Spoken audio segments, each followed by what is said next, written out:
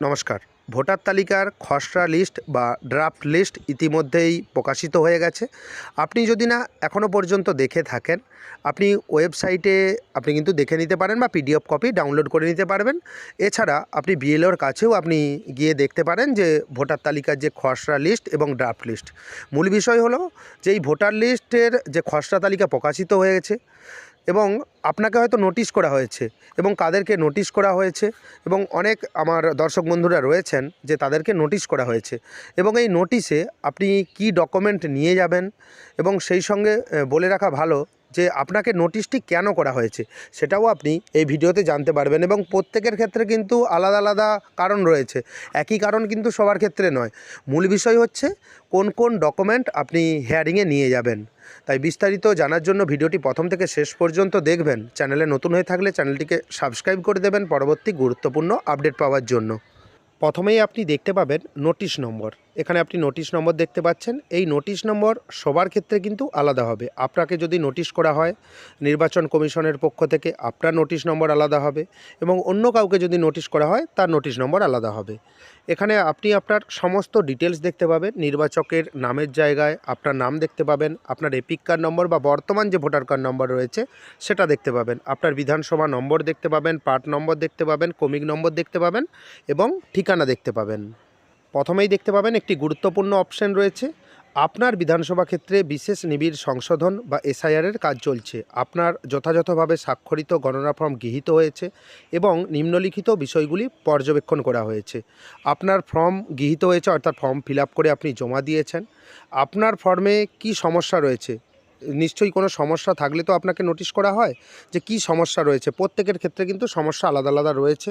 তাই আপনি এখানে দেখতে পাবেন যে সমস্যাটি রয়েছে, আপনি আপনার বা আপনার আত্মীয়ের সম্পর্কিত এমন কোনো বিবরণ প্রদান করেননি যা আপনাকে বা আপনার আত্মীয়কে পূর্ববর্তী এসআইআরের সময় প্রস্তুত করা ভোটার তালিকায় একজন নিবন্ধিত ভোটার হিসাবে প্রমাণ করতে পারে। এখানে যেই সমস্যা দেখা দিয়েছে যে ইনি যেই ভোটার, ইনি একজন আত্মীয়ের নাম দিয়েছিলেন, সেই আত্মীয়ের নাম ওনারা কিন্তু ম্যাচ করতে পারছেন না, সেজন্য আপনাকে নোটিশ করা হয়েছে। অনেক কারণেই নোটিশ হতে পারে। দেখুন, যখন আপনি যে আত্মীয়ের নাম দেবেন, বাবা, মা, দাদু এবং ঠাকুমার নাম আপনি কিন্তু দিতে পারেন। হয়তো ইনি অন্য কোনো আত্মীয়ের নাম দিয়েছেন, হয়তো কেউ তার পিসির নাম দিয়ে দিয়েছে বা কেউ তার দাদার নাম দিয়ে দিয়েছে, কারোর দিদির নাম দিয়ে দিয়েছে, সেক্ষেত্রে এই সমস্যা ঘটতে পারে। এই রকম অনেক সমস্যা রয়েছে। তার মধ্যে আরেকটি উল্লেখযোগ্য কারণ হচ্ছে যে ২০০২ সালে ধরুন আপনি যেই আত্মীয়ের নাম দিয়েছেন তখন এক নাম ছিল, আপনি বর্তমানে সেই আত্মীয়ের নাম তিনি কারেকশন করেছেন, ২০২৫ সালে হয়তো আলাদা নাম হয়েছে, সেক্ষেত্রেও একটি সমস্যা হতে পারে, ওনারা ডাটা ফ্রেজ করতে পারছে না। আপনাকে নোটিশ করেছে যখন, আপনাকে পর্যাপ্ত ডকুমেন্ট দিতে হবে। যে কী ডকুমেন্ট বা কী বৈধ ডকুমেন্ট দেবেন সেটাও এই ভিডিওতে জানতে পারবেন। চ্যানেলে নতুন হয়ে থাকলে চ্যানেলটিকে সাবস্ক্রাইব করে দেবেন। পূর্ববর্তী এসআইআরের সময় প্রস্তুত ভোটার তালিকার সাথে কোনো মিল না থাকা বা সম্ভবত ভুল মিল থাকার পরিপ্রেক্ষিতে আপনাকে অনুরোধ করা হচ্ছে যে আপনি নিম্ন স্বাক্ষরকারীর সামনে উপস্থিত হন। এখানে তারিখ রেখা রয়েছে এবং প্রত্যেকের ক্ষেত্রে তারিখ কিন্তু এক হবে না, আলাদা আলাদা হতে পারে। এই নোটিশের ক্ষেত্রে এই তারিখ রয়েছে, এখানে সময় দেওয়া রয়েছে এবং কোন অফিসে যেতে হবে সেটাও কিন্তু এখানে লেখা রয়েছে।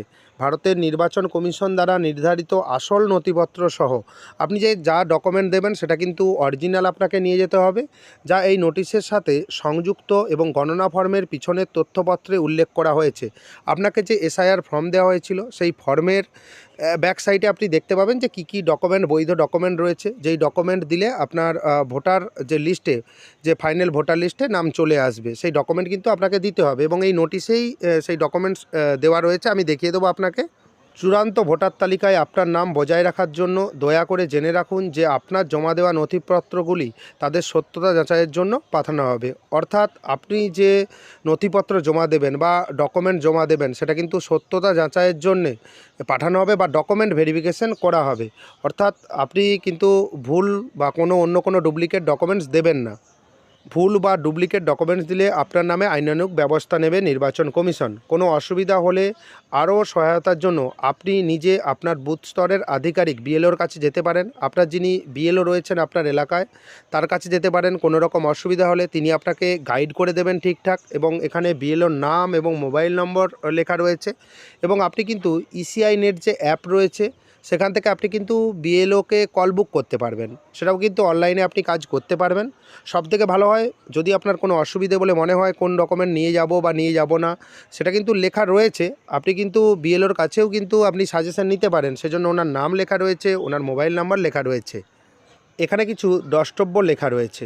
কি লেখা রয়েছে? যে আপনি যদি কোনো ভুল তথ্য দেন সেক্ষেত্রে কিন্তু আপনার কঠোর শাস্তি হতে পারে, সেটাও কিন্তু এখানে কিন্তু সমস্ত কিছু লেখা রয়েছে, কোন ধারা অনুযায়ী শাস্তি হবে সমস্ত ডিটেলস রয়েছে। তাই আপনি যেই তথ্য দেবেন সঠিক তথ্য দেবেন। এরপর দেখে নেওয়া যাক কোন কোন ডকুমেন্ট আপনি নিয়ে যাবেন বা কোন কোন ডকুমেন্ট অ্যাভেলেবল আপনার কাছে রয়েছে, সেই ডকুমেন্ট আপনি নিয়ে যাবেন। নথিপত্রগুলির একটি সংক্ষিপ্ত তালিকা, সামগ্রিক নয়। নিজস্ব পিতা এবং মাতার জন্য পৃথক স্বপ্রত্যয়িত নথি জমা দিতে হবে যদি উপরে উল্লেখ করা হয়। এবং 1 নম্বরে রয়েছে যে কোনো পরিচয়পত্র, পেনশন পেমেন্ট অর্ডার, যেটি কেন্দ্রীয় সরকার, রাজ্য সরকার, রাষ্ট্রায়ত্ত সংস্থার যে কোনো নিয়মিত কর্মী পেনশন প্রাপককে দেওয়া হয়েছে।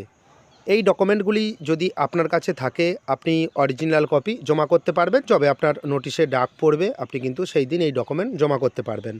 দেখুন, সবার কাছে তো সব ডকুমেন্ট অ্যাভেলেবেল থাকে না, যেই ডকুমেন্ট অ্যাভেলেবেল রয়েছে সেই ডকুমেন্টই নিয়ে যাবেন। এবং 2 নম্বরে যে কোনো পরিচয়পত্র, শংসাপত্র, নথি যেটি 1/7/1987 তারিখের পূর্বে, এই যে এখানে যেই ডকুমেন্টগুলি রয়েছে, স্থানীয় কর্তৃপক্ষ, ব্যাংক, ডাকঘর, ভারতীয় জীবন বীমা নিগম, রাষ্ট্রায়ত্ত সংস্থা কর্তৃক প্রদত্ত, এই যে ডকুমেন্টগুলি রয়েছে সেটা কিন্তু 1/7/1987 আগে হওয়া চাই। 3 নম্বরে রয়েছে উপযুক্ত কর্তৃপক্ষ কর্তৃক প্রদত্ত জন্মের শংসাপত্র। আপনার যদি বার্থ সার্টিফিকেট বা জন্ম সার্টিফিকেট থাকে সেই জন্ম সার্টিফিকেটও আপনি জমা করতে পারবেন। এবং তারপর 4 নম্বরে পাসপোর্ট। আপনার যদি পাসপোর্ট থাকে, ইন্ডিয়ান পাসপোর্ট, আপনি পাসপোর্টও জমা করতে পারবেন। এবং 5 নম্বরে স্বীকৃত পর্ষদ বিশ্ববিদ্যালয় কর্তৃক প্রদত্ত ম্যাট্রিকুলেশন শিক্ষাগত যোগ্যতার প্রমাণপত্র বা শংসাপত্র। আপনার কাছে যে কোনো বোর্ড সার্টিফিকেট বলতে কি, প্রথম আপনার বোর্ডের পরীক্ষা হয় মাধ্যমিক পরীক্ষা। মাধ্যমিক পরীক্ষার যদি অ্যাডমিট থাকে, রেজিস্ট্রেশন থাকে, পরীক্ষার মার্কশিট বা সার্টিফিকেট থাকে, এবং আপনার যদি হায়ার সেকেন্ডারির কোনো কিছু তথ্য থাকে সেটা আপনি দিতে পারবেন। এবং অনেকেই বলছে, অনেকে হয়তো কমেন্ট করবেন যে আমি 8 পাস সার্টিফিকেট কি দিতে পারি? সেক্ষেত্রে আপনি কিন্তু 8 পাস সার্টিফিকেট এখানে দেওয়ার কোনো রকম মানে নিয়ম নেই। কারণ কেন বলছি, এখানে লেখা রয়েছে স্বীকৃত পর্ষদ বিশ্ববিদ্যালয় কর্তৃক। আপনার প্রথম বোর্ডের যে পরীক্ষা রয়েছে সেটা কিন্তু মাধ্যমিক পরীক্ষায় হয়। তবু আপনার কাছে যদি না কোনো ডকুমেন্ট অ্যাভেলেবেল থাকে, আপনি যদি আপনার কাছে 8 পাস সার্টিফিকেট থাকে, তবে আপনি বিএলওর নাম্বার রয়েছে, বিএলওর নাম্বারের সঙ্গে আপনি ফোন করে ওনার সঙ্গে কথা বলতে পারেন বা ওনার সঙ্গে যোগাযোগ করে জেনে নিতে পারেন। তিনি আরও বেশি আপনাকে গাইড করতে পারবে। রাজ্যের উপযুক্ত কর্তৃপক্ষ কর্তৃক প্রদত্ত স্থায়ী বাসস্থানের শংসাপত্র। আপনার কাছে যদি স্থায়ী বাসস্থানের শংসাপত্র থাকে আপনি দিতে পারবেন। বনভূমি অধিকার শংসাপত্র, আপনার কাছে যদি বনভূমি অধিকার শংসাপত্র থাকে আপনি দিতে পারবেন। উপযুক্ত কর্তৃপক্ষ কর্তৃক অন্যান্য অনগ্রসর সম্প্রদায়, তপশিলি জাতি, তপশিলি উপজাতি বা অন্য অনগ্রসর জাতির শংসাপত্র, অর্থাৎ আপনার কাছে কাস্ট সার্টিফিকেট যদি থাকে আপনি কিন্তু কাস্ট সার্টিফিকেট দিতে পারবেন। নাগরিকদের জাতীয় রেজিস্টার, যে সমস্ত ক্ষেত্রে এটা রয়েছে, আপনার যদি নাগরিকদের জাতীয় রেজিস্টার থাকে সেটা কিন্তু আপনি কিন্তু দিতে পারবেন। রাজ্য স্থানীয় কর্তৃপক্ষের দ্বারা তৈরি পারিবারিক রেজিস্টার, আপনি পারিবারিক রেজিস্টার দিতে পারবেন। কোনো জমি বাড়ি বরাদ্দের শংসাপত্র, কোনো জমি বা বাড়ি বরাদ্দ হয়েছে, সরকারি বাড়ির শংসাপত্র, সেটা আপনি দিতে পারবেন। এবং আধারের জন্য কমিশনের 9/9/2025 তারিখের নির্দেশ নম্বর, এখানে নির্দেশ নম্বর রয়েছে। আধারের যে নিয়মটি রয়েছে সেটা 9/9/2025 তারিখে প্রকাশ হয়েছে এবং সেই আধারের কপিও আপনি কিন্তু দিতে পারবেন। 1/7/2025 অনুযায়ী বিহারের এসআইআরের নির্বাচন তালিকার নির্যাস।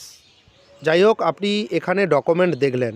এই ডকুমেন্টের মধ্যে আপনার কাছে অ্যাভেলেবেল যে ডকুমেন্ট রয়েছে আপনি সমস্ত ডকুমেন্ট কিন্তু নিয়ে যাবেন। যেই দিন আপনার হিয়ারিং রয়েছে অবশ্যই আপনি অরিজিনাল কপি নিয়ে যাবেন। এবং যেই তারিখে আপনাকে নোটিশ করা হয়েছে অবশ্যই সেই তারিখে সেই সময়ে আপনি কিন্তু উপস্থিত হবেন এবং ওখানে তো স্যার বা ম্যাডামের নাম লেখাই রয়েছে, আপনি ওনার সঙ্গে যোগাযোগ করে নেবেন। আপনি অফিসে গেলেই বুঝতে পারবেন যে কার সঙ্গে আপনাকে যোগাযোগ করতে হবে বা কোথায় হিয়ারিং হবে।